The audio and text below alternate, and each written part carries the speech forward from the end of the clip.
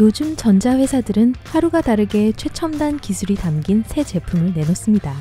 그 중에서도 핸드폰은 많은 새 기능들이 추가되고 있지만 끝끝내 잘 풀리지 못한 아이디어들도 많아요. 그런 의미에서 주류가 되지 않았거나 될 수 없었던, 그리고 추후에도 될 가능성이 희박한 핸드폰 컨셉들을 모아봤습니다. 1. 광학 확대 카메라폰. 디지털 카메라의 수요가 떨어진 큰 이유가 바로 스마트폰이에요. 이제는 특수 카메라로만 얻을 수 있는 최상급 이미지 작업을 요하는 사진작가들이나 영화 감독들을 빼면 디지털 카메라는 잘 사지 않죠. 일반 카메라의 장점 중 하나는 멀리서도 선명한 사진을 찍을 수 있다는 겁니다. 일부 전자기업들은 핸드폰에 광학 확대 기능을 얹어서 일반 카메라와의 차이를 줄이려고도 했어요. 단점은 특수 렌즈가 추가되자 핸드폰이 투박해진다는 거였습니다. 많은 소비자들은 이 둘 중 원거리에서 사진이 잘 찍히는 핸드폰 대신 더 날렵하고 세련된 디자인의 핸드폰을 구매했어요. 2. 초창기에 나온 게임용 핸드폰들. 첫 아이폰이 발매되기 전부터 게임은 핸드폰 안에 내장되어 있었습니다. 하지만 지금의 모바일 게임 플랫폼에 비해 질적으로 많이 뒤처졌었죠. 그럼에도 불구하고 몇몇 기업들은 휴대용 게임기와 핸드폰을 더한 새로운 기기를 만들었어요. 해당 제품들이 실패한 이유는 여러 가지지만 가장 중추적인 요소는 게임용 핸드폰이 그 당시 발매된 일반 핸드폰과 비교해도 일반 콘솔 게임기와 비교해도 어느 부분도 낫지 않았기 때문이에요. 게다가 게임 종류도 다양하지 않았고 제작자들 역시 게임 하드웨어 제작 경험이 많지 않았죠. 3. 블루투스 내장 헤드셋.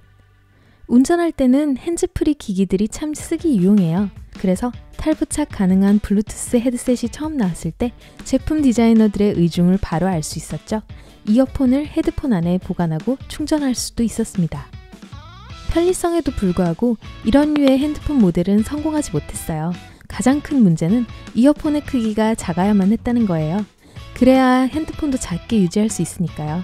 하지만 작게 만들다 보니 배터리 수명도 짧고 오디오 음질도 크게 떨어졌어요. 4. 3D 디스플레이. 제임스 카메론 감독의 히트작 아바타의 흥행으로 2009년엔 3D 열풍이 불었습니다. 이런 뜨거운 열기에 핸드폰 기업들도 동참하지 않을 리 없었겠죠? 몇 년의 연구 끝에 첫 3D 핸드폰을 출시했어요. 이 핸드폰의 특별 기능은 3D 이미지와 영상을 특수 안경을 쓰지 않고도 보고 만들고 공유할 수 있도록 하는 거였어요. 몇몇 3D 핸드폰은 약간의 판매 성과를 거두긴 했지만 안타깝게도 성공적인 컨셉이 되진 못했습니다. 그중 가장 큰 문제는 많은 어플이 3D 기능을 탑재하거나 호환하지 못한다는 거였어요. 게다가 사람들이 3D 이미지를 바로 코앞에서 보다 보니 매스꺼움을 느끼기도 했죠. 5. 투명한 핸드폰. 회사들이 투명 핸드폰 개발을 2009년부터 시작했단 걸 감안하면 지금쯤 거리에는 시스루 핸드폰이 흔히 보여야 하는 거 아닌가 생각하는 분도 계실 거예요. 문제 중 하나는 배터리와 회로를 두기는 해야 하는데 핸드폰 화면 뒤에 배치할 수는 없으니 기계 안에 넣을 만한 공간이 없다는 거예요. 또 하나의 문제점은 투명 스크린을 쓰면 두 개의 이미지가 겹쳐 보일 거라는 거예요. 스크린에 뜬 이미지와 그게 무엇이든 그 뒤에 있는 것 이렇게 두 개가요.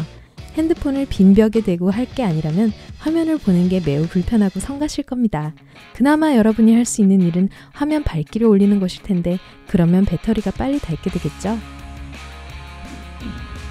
6. 게임패드. 모바일 게임은 2000년대 초부터 발전을 거듭해왔습니다. 그러니 누군가는 분명 이 사이에 게임용 특수 핸드폰 개발을 시도했겠죠. 그 결과 핸드폰을 밀어서 열면 게임 컨트롤러와 양옆 버튼이 나오는 제품이 탄생했습니다. 다양한 게임이 내장되어 있었죠. 가장 큰 문제는 수요가 미진하다는 거였습니다. 이미 게임은 터치스크린 기능으로도 원활히 할 수 있었어요. 게다가 블루투스랑 USB 컨트롤러만 사면 어떤 핸드폰이든 휴대용 콘솔로 이용할 수 있었죠. 7. 빌트인 영사기. 핸드폰에게 절대적인 한계가 있다면 그건 다름 아닌 스크린 크기일 거예요. 태블릿이나 노트북은 더 크긴 하지만 이용하기엔 더 불편하고요. 영사기는 옳은 해결책인 것으로 보였어요. 그런데 2010년 영상기 기능을 추가한 핸드폰이 처음 출시됐지만 성공하지 못했습니다. 가장 큰 단점은 크기와 밝기 조절이 어려웠다는 것, 그리고 이미지 퀄리티가 낮았다는 것이었어요. 게다가 그런 폰은 기능이 월등한 플러그인 영상기나 최신 기술인 TV 화면 연결 기능 등과 경쟁해야 했죠. 8. 이중 스크린 핸드폰. 우리 모두 특수 플라스틱이나 새로운 플렉시블 글라스로 만든 폴더블 디스플레이를 한 번쯤은 들어봤어요. 하지만 지난 10년간 이미 다중화면 핸드폰을 개발하려던 움직임이 있었습니다. 그 당시 생각하던 제품은 조개 껍질처럼 접고 펴는 두 개의 화면으로 구성됐어요. 메인 화면은 정면에 있고 두 번째 화면은 밀면 뒤에서 열리는 형태의 제품도 있었죠. 실제로 크기는 작게 유지하면서 한 개 이상의 화면을 장착한 제품들이 나왔어요.